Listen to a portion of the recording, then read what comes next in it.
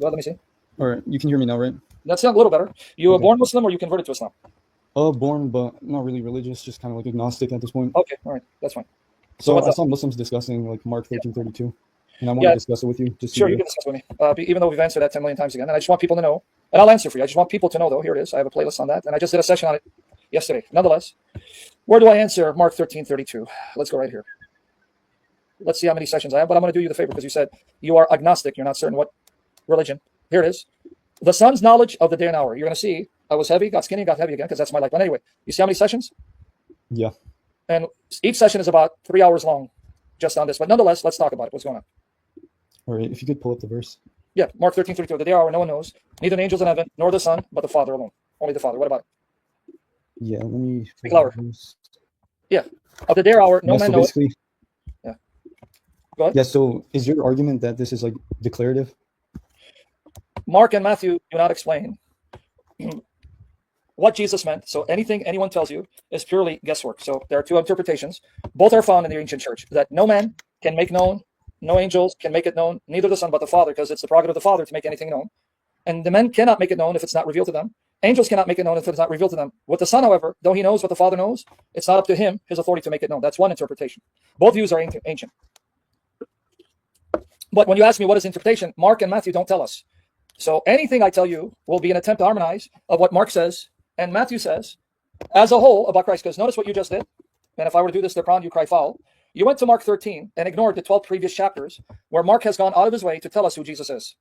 So that when I come to Mark 13:32, I'll have a better understanding of what he meant and what he didn't mean when he has Jesus saying this. You with me so far? Uh-huh. So, for example, which out of the two like interpretations do you prefer? I don't know. I don't know because I've not been told by God which interpretation is the one that God intends me to embrace. I don't know. But so you're saying like in the previous verses of Mark, it becomes clear that Jesus. God, even this one, yeah. I'll walk you through it. Okay. For example, of the day hour no one knows, neither the angels in heaven. Now, no one means no human. Okay, now I want you to walk with me through this and see, because you sound intelligent. I'm not trying to patronize you. I got to sit on the couch. I'm not young as you. Anyway, no one knows, not even the angels in heaven. Now, no one here means no human. Why?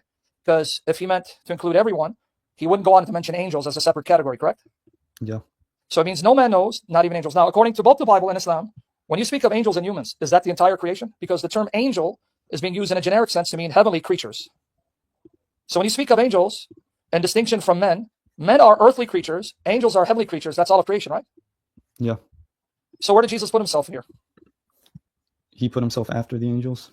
So he put himself ahead of humans and angels. And notice in this group, who's the one that he claims to be the Son that belongs to the Father? Nor the Son. Wait, I didn't get it. Think about it. He just put himself above the humans, the angels, in a different category. But notice what category he belongs to. He's the Son to the Father. Yeah. So if you take this passage seriously, which Muslims don't because they don't understand the implication, Jesus just claimed to be the Son who's greater than all of creation, subject only to the Father, making him the unique Son to the Father, unlike anyone else. How's this compatible with Islam? Well, what Muslims say is just like that Jesus is God in a sense, but not like All right, beautiful. Yahweh. Then you just convinced me I should never be a Muslim. So I don't get it. What are Muslims trying to do? To show me from this verse to become Muslim? You just proved to me I can't be a Muslim because if Jesus is God in any sense, Muhammad is an antichrist and all the Quran is false. So is that what you want me to do? To view Muhammad as an antichrist? Because even if I go with your view, can you be a Muslim, believe that Christ is God in a sense? I mean, maybe just like sons of God, but not like, you know how Christians are like sons of the Trinity or the Father. You didn't hear like the argument. Even that case shows Allah is a false God. I'm going to get there. In this passage, which you refer to, he shows he is the Son in a unique sense because he separates himself from all of creation. So whatever it means for you to be a son of God, you're not the Son of God in this sense that Jesus just described to himself, because he just claimed to be the Son that's greater than all creation, subject to the Father, and uniquely on the same side of the Father. So if you want me to believe this passage, I have to believe Muhammad is an antichrist, the son of Satan. Is that what you want? I mean, I'm kind of agnostic at this point. Yeah, but imagine you're Muslim. Is that what a Muslim wants me to do? I mean, no. Like if I were, the thing is, like, I'm looking into Christianity, so granted, like, sorry, can you hear me now? Yeah, you said if I were what? Yeah, so if I granted that to you, does the Son still not know the hour? No, because the Son as God knows everything the Father does. So what does it mean he does not know the hour? Well, like I said, it can mean that in the incarnation on earth, it wasn't for the Son to know, in respect to his human mind, what he would have already known by virtue of sharing the same omniscience that the Father possesses, because it's not for him to then make it known. But whatever the interpretation, and I'll show you that the same Mark and Matthew show Jesus is God and knows all that the Father knows. So but there's is human nature? Say it again. Well, obviously, this is referring to the human nature that he possesses as a divine person, meaning the Son here is the Son incarnate. He's on earth in the flesh. And he's come here to reveal what the Father wants God to reveal to mankind. So in that capacity, he only makes known what the Father wants us to know. That's it. Now, does that mean in his waking consciousness, in his human mind, he would not have access to the information of the day and hour that he would have possessed by virtue of having a divine mind that he shares with the Father? It's very complex because you're dealing with a complex being. I don't know how to answer because it's not, I don't know, because either answer is valid, but I don't know what answer Matthew and Mark intended for me to give because they don't explain it. I mean, something that Muslims always bring up is the Knoweth heresy. I just refuted that, brother. I just told you. Knoweth means that the Son and his human nature would not know the knowledge and hour apart from the divine nature. Yeah. No one said that. I didn't say that the Son would not know the day or hour, even in union with the divine nature. I didn't say that. Because to say that even in union with the divine nature, he wouldn't know the day and hour, that means even in his divine nature, he's ignorant. That's not what I said. This argument, I demolished it last night, as did the Christians. Christ. Yeah, could you go over that? Because that was like the main contention. Say it again? Could you go over that? Because that was like the main contention. That's the reason. Christ will only know in his human nature whatever he knows by virtue of his divine nature. Right? So whatever the Son knows, right, obviously, the knowledge he has in his human nature is not divorced from his divine person. He's one divine person. So as he becomes man, he'll experience human existence, human life, human limitations. Now, with that said, the knowledge of the day or hour is a knowledge that is only known to God. So would Christ have known that knowledge if he's just a man and didn't have a divine nature? No. But because he is God with a human nature, does he know that knowledge of the day and hour by virtue of him being God who has the same nature the Father does? Yes. So that's what you're asking me. Yeah, so his human nature knows in virtue of his divine nature. In his human nature, what is true of God, the day and hour, can any creature know it if God doesn't reveal it? No. So did you hear what I said? Because he's not just merely human, but he's divine.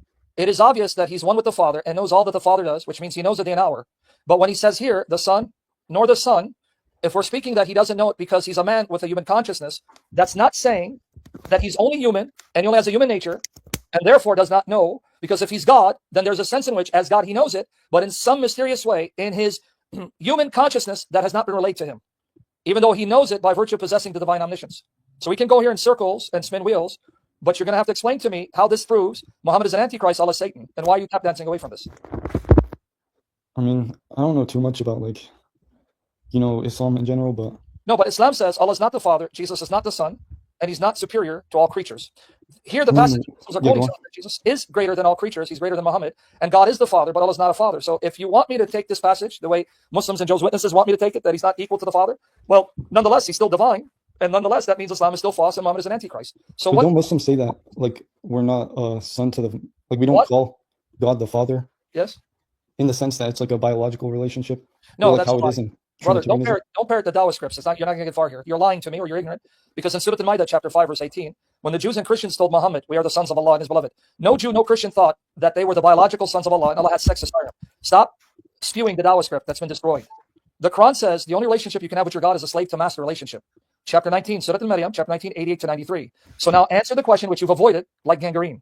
If I follow this passage, God is the Father to Jesus in a unique sense. Jesus as the Son is superior to all creatures, meaning Muhammad is an antichrist and Allah is the spirit of antichrist, because this passage shows that Muslims don't worship this God revealed in Christ. Well, they say, like, yeah, the Son, like the Christians and the Jews were the sons of God, but now, like, I'm going to bounce it. I'm going to give you one more time because you've been tap dancing like Aisha with her dolls. If I follow this passage, Jesus just said he's the Son, superior to all creatures on the side of the Father. The Quran says Jesus is not this kind of son and God is not his Father. Do you now admit that this passage proves Muhammad is an antichrist and Allah is the spirit of antichrist? You still didn't answer the question. I asked it 4 times. No, I think you're misunderstanding how, like, you talked about Surah Al-Ma'idah. No, I didn't misunderstand anything. Does the Quran agree that Jesus is the Son who's superior to all creatures? No, it doesn't agree that Jesus... So you just now went back to the question. Since this is what Jesus just said of himself here, he's not... I think it's saying, like, the Son is superior to the angels because he's a prophet, like what Muslims would say. Oh, you know, I'm going to send you to Blackstone to lick it, right? Because right here, it says, he, the Son, is not in the same category as humans and angels. He's higher than all of them. Yeah, because the prophet would be higher. I'm going to give you one more chance before I start cussing Muhammad out. Does the Quran agree with this verse that Jesus is the unique Son on the same side of the Father, superior to angels and humans? No, not in that sense. So now, do you admit that according to this verse, which you parroted, Muhammad is an antichrist, son of Satan? No, because you're Get out of misunderstanding my here. point. Get out of here. Bye-bye. Get the hell out of here. Stupid bastard. Pretending to be a seeker. See, that's how you bury Muhammad and shish kebab him. Okay.